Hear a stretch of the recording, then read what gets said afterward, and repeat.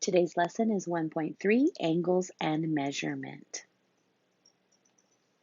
An angle consists of two different rays that have the same endpoint. Let's go ahead and take a look at our angle right here. This is a very common angle that we can see. The angle itself has some key features. This point right here, which is A, would be called my vertex. This is my vertex. This is where I see the angle. This is where I see the angle. Now remember the definition said that that consists of two different rays. The sides of my angle right there and right here are those two rays. So this one at the bottom I would call AC, and there's my symbol for ray. And the one going up, I would call AB. This would be ray AB. There we go. If I wanted to name this graph, or sorry, this angle, I would use the symbol for angle, which kind of looks like a less than sign. And then I could name it simply by its vertex. So I could simply call this angle A. Now, a more precise name for this angle would be to use all three of the letters. The only rule when I use all three of the letters is that the vertex has to be the middle one. So I could call this angle BAC. And just a quick reminder, this one in the middle right here has to be your vertex every single time. All right, let's go ahead and look at example 1. For this, for this angle in the picture, I would like 3 different names. Name 3 angles in this picture. I'm going to grab my highlighters and I'm going to highlight the angles that I see for you. Now I see this angle right here. There's the first one I see. I see this angle right here. There we go. And lastly, this one's probably the toughest. I see the one of them together, right? I hope you see all of those. So I'm going to go ahead and, you know what, I'm going to put a little yellow dot and I'm going to name the yellow angle. Now, since there are 3 of them contained in this same picture, and because it's a more precise way of naming angles, I'm going to practice naming using all 3 letters. So I want the 3 letters that make up that yellow, and only that yellow one. Oops, that would be these letters right here. Remember though, the one in the middle has to be the vertex. My vertex would be this one right here. I'm actually going to write that right here for you guys. Nope, hold on a second. There we go. Now you can see it better. That this is my vertex right here. And so I would name that yellow angle, I would call it THS. All right, let's go ahead and name the pink angle. So look at the 3 pink letters, and I could call it angle SHE, angle she.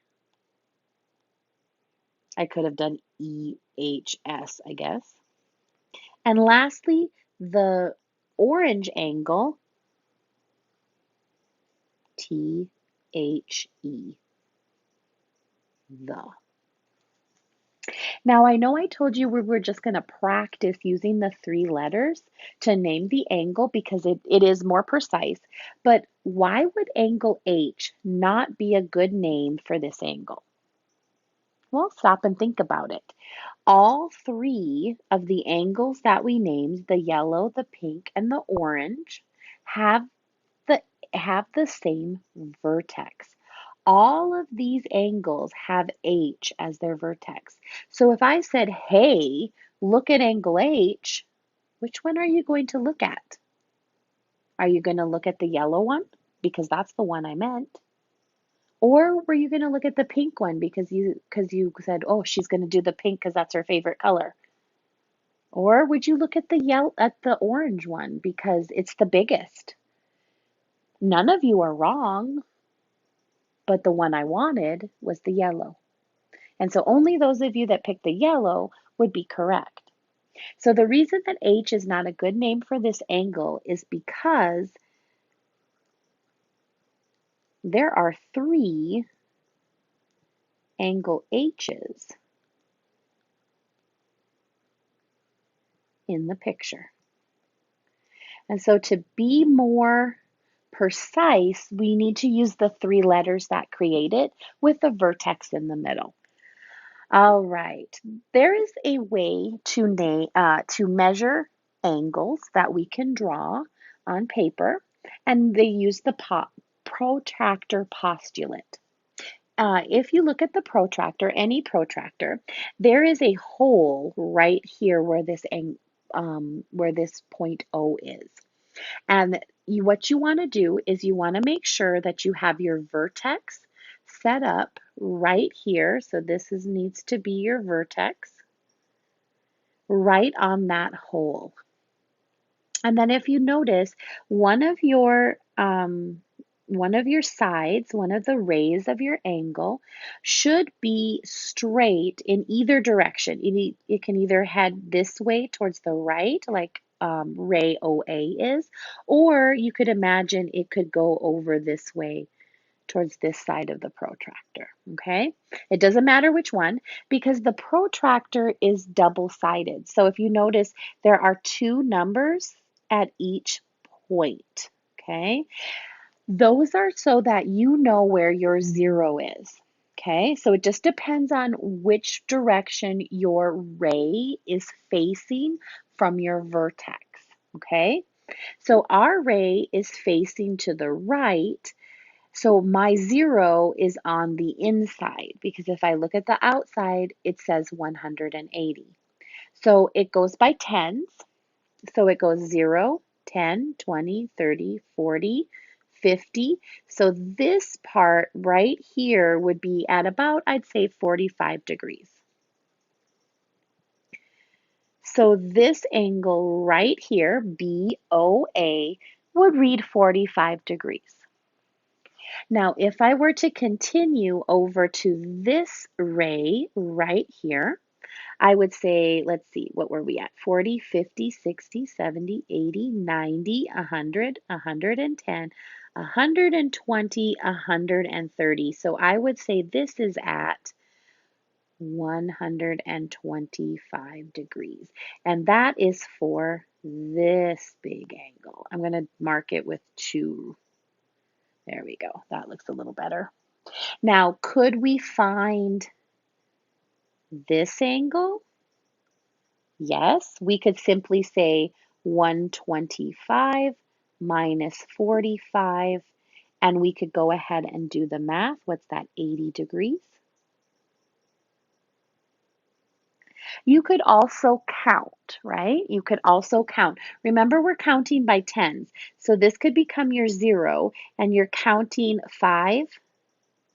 No, let's say this. 10, 20, 30, 40, 50, 60, 70, 80. I counted my tens as the half in betweens. So I could even have counted 5, 5, 10, 15, 20, 25, 30. I could have counted like that. I could have counted 5, and then this one would be 15, and then this one would be 25, and so on like that. But other ways, it's 80 degrees. All right. The next thing we're going to do is talk about how to classify our angles. We call an angle acute. We call an angle acute if my angle measure is an angle with a measure between 0 degrees and 90 degrees. That little dot up above is for the degree symbol so that we don't have to write out the word degree. Make that a little bit bigger. There we go. We call an angle a right angle if it has a measure of exactly 90 degrees. We call an angle an obtuse angle if my angle has a measure between 90 degrees and 180 degrees. And lastly, we call an angle a straight angle if it has a measure of exactly 180 degrees. Now, before we go on to that last question there, I want to ask you this question. Can an angle be both obtuse and straight at the same time? Can an angle be both acute and right? Well, remember, we're between. So can we be 0? No, because then we don't have an angle. Can we be 90? No, because if we're 90, now we are a right angle. Obtuse, can we be 90? No, because then we're right. Can we be 180? No, because then we're straight. So can you be two types of angles at the same time? No, you're one angle and one angle type only, okay? For classifying purposes, you're only one of these 4 types of angles. Now, the last question, what kind of angles do opposite rays form? If you remember, if you want to go back and look into your 1.1 notes, we talked about opposite rays there. And we talked about the fact that opposite rays have to be collinear. If they are collinear, then they form a straight line. If they form a straight line, then they must be a straight angle and they must be 180 degrees. Just like a segment can be broken apart and added the piece by piece back together, we can do the same thing with an angle. So what we have next to talk about is the angle addition postulate. The angle addition postulate says that if P is a point in the interior of an angle, so notice right here, angle P is in the interior, inside angle RST. Okay, this point is inside. Then we can say that the measure of angle RSP, RS to P, plus the measure of angle PST, PST, is equal to, and I'm going to grab my orange, the measure of RST.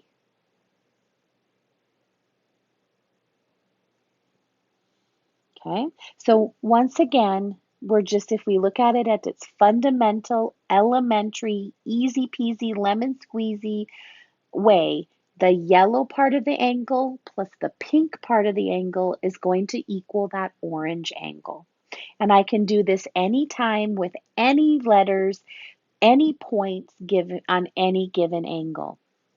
Now, when I talk about an angle and I mark it, what I do is I like to put an arc mark. So this is called an arc mark to show that this angle is a certain degree. And then the pink one, I would put 2.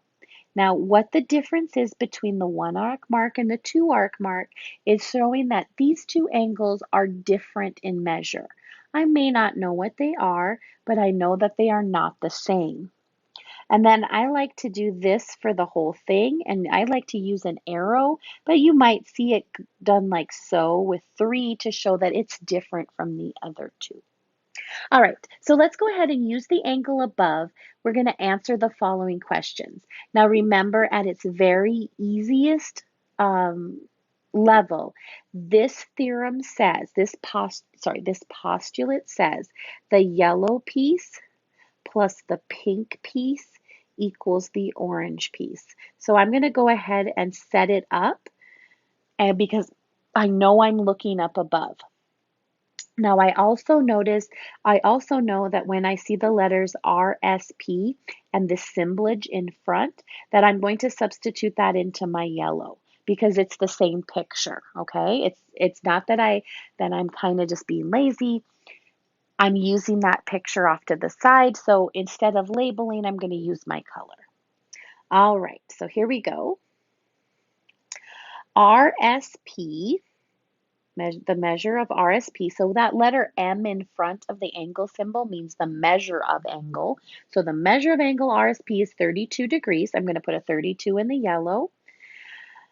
And the measure of PST is my purple one, is 24. Then what is the measure of angle RST? And orange was my only color left. So notice I have 32 plus 24 equals what? I could put an X in there. And then I'm simply just going to go ahead and I'm going to add those two together and I get 56 degrees. There's my answer. For the second one, I'm going to set it up the same. The yellow plus the pink equals the orange. Let me add in my plus and my equal.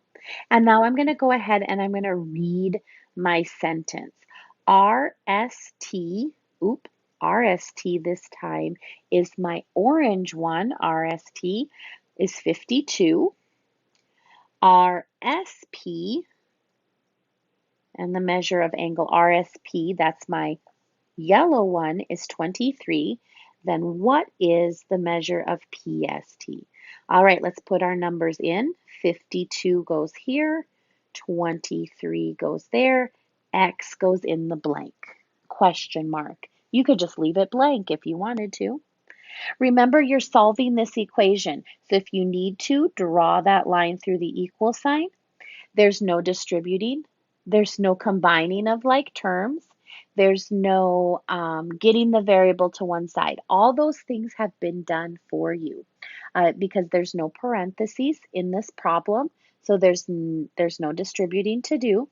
The right side only has one term, so I cannot combine. And the two terms on the left are not like terms because of the variable x, and the 23 does not have it. So I'm at the last two parts. Oh, plus this is the only variable I have, and it's already alone on the left side of my graph of my equation. All I have to do is get rid of that 23. Now I see a plus, so I want to do a minus, but remember you got to check in front of the 23 because that's the type of that's the symbol you want to get rid of. It is a positive 23, so we're okay. We're just simply going to subtract 23, and x equals, I guess we could have set up here, x equals 29. Okay. Let's go ahead and add some algebra to this postulate. So I'm going to go ahead and I'm going to label this graph. Now, for this, or sorry, yes, I'm going to label this picture, this angle. Now, what you might want to do in this case is put in the colors first. So I'm going to put in my yellow, I'm going to put in my pink, and I'm going to put in my orange. Okay. Now, what I'm going to do is I'm going to look over here and I'm going to match the letters to the color. So notice it first says the measure of angle LKN. Well, if I find the letters LK and N, they are the orange ones. So I'm going to go ahead and I'm going to highlight this in orange. Okay. Then it says the measure of angle LKM. So I'm going to find those letters LKM. That's the yellow one. Keep grabbing the wrong symbol. There we go. And then, of course, the last one has to be the third color, pink. I'm just going to double check MKN. Yes. I need to find LKM. That's the yellow one, and MKN, that's the pink one. Remember that the rule says, the postulate says, the yellow part, plus the pink part equals the orange part. Yellow plus the pink equals the orange. Let's start substituting. Now, two different ways that you could substitute since you know where the expressions go, you could just start substituting. If you want to put them in the picture, let me show you how I put them in the picture. So I draw my little arc mark, and then I would put 2x plus 10, and then I draw my two arc marks, and I'd put 4x minus 3, and then I'd probably do something like this, and I'd put 145 degrees. Okay, let's go ahead and solve this. Draw your line. There's no distributing because there are no parentheses on either side. Combining like terms, remember on the right side there's only one, so there's no combining to do because there's no plus or minus after the 145. And the equal sign, that line, stops me from going to the other side. But here on the left side, I see 1, 2, 3, 4 terms, so there are like terms. Remember, anything with an X can be combined together, and you do what you see because they're together on the same side. So 2 plus 4 is 6x. You can also combine the positive 10 and the negative 3. So I'm thinking 10 minus 3, that would be 7, equals 145. Now you want to go ahead and make sure that you get your variable on one side. So find all your variables, get them on one side. It's already done for you. Now you're going to go ahead and you're going to focus on this side where the x is, and you want to get rid of your add or subtract by doing its inverse. I see add, so I'm going to go ahead and I'm going to subtract 7. What I do to one side, I must do to the other. I'm going to bring down the 6x, and I'm going to say 145 minus 7 is 138. I'm focusing still on the side with my variable, the letter x, and I want to get rid of the multiplication or division that is there. Remember, whenever there's a number next to a variable like this, there's multiplication hiding between them. We just don't write it. To get rid of multiplication, I do its inverse, which is division. So I'm going to divide this side by 6. Remember, you're always dividing by the number with the x, not the number by itself. So I don't want to divide both sides by 138 because then I'm going to end up with a fraction. And remember, I'm not trying to trick you guys with fractions. I'm going to put that in the calculator. X equals 23. There's one of my answers. But it asked me to go back and to plug it in to LKM and to MKN. So the measure of angle LKM equals, well, I would do 2 times 23 plus 10. This is what I'm going to be putting in my calculator, 56 degrees. And then the pink one said, what is the measure of MKN? Well, that is the 4 times 23 minus 3. And I'm getting those guys from right here, right? I just played this one goes with that one. This one goes with that one. That's all I did. 4 times 23 minus 3, 89 degrees. Let's try one last one. Oops. Ooh. If the measure of angle GFH is 38, the measure of HFE is 2x plus 125, and the measure of GFE is x plus 163, what is x? So all we have to do is solve for x in this last one. Grab your highlighters and highlight your three angles. Pick which one is going to be your top, your yellow, your top, which one is going to be your bottom inside, and then the whole thing, the two of them together. Okay, remember that you're going to do the yellow. If you look at the colors of the yellow, that is angle EFE. H, E, F, H, or H, F, E. There we go. Plus the pink. The pink is H, F, G, H, F, G, or G, F, H. There we go. And then it's going to equal the orange one, E, F, G, or G, F, E. There it is. Okay, so the yellow, 2x plus 125, plus the pink, 38, equals the orange, x plus 163. All I've got to do is solve for x. Here we go. Draw the line. I'm going to look for distributing. There are no parentheses, so there is no distributing. I'm looking now next I'm going to look to combine like terms. On the right side, there are only two. Chances are they are not like terms. Just check them to be sure. There is an x and no x. I cannot add them together. On the left-hand side, there are 1, 2, 3 terms.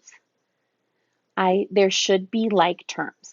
And the two like terms on the left side are going to be the are going to be the 125 and the 38. I'm going to add them together. So I'm going to say 2x and then 125 plus 38 is positive 163. I'm just so used to the x's combining together, right? Now there's a 1 hiding in there. Is that right? Did I put that incorrect? I'm just worried because I see a 163 on both sides in two different colors, and that worries me. Okay, let's continue on. So I need to put my x's together. I need to get them together to one side. So I'm going to pick the one that I'm going to move. Normally I would move the smaller of the two. 1 is smaller than 2, so I'm going to move it over there. And I'm going to do this by doing the opposite sign. That is a positive 1x, so I'm going to do a minus 1x. There we go. Which would leave me with 1x. Do I have to put the 1? No. So the last thing to do, or the next thing to do, is to get rid of the 163 over here with my x, because remember, I'm always focusing over on the side where my x is. I see a plus 163, so I'm going to do the inverse, which is minus 163. And this is why I was a little concerned, because 163 minus 163 is 0. So x would be 0.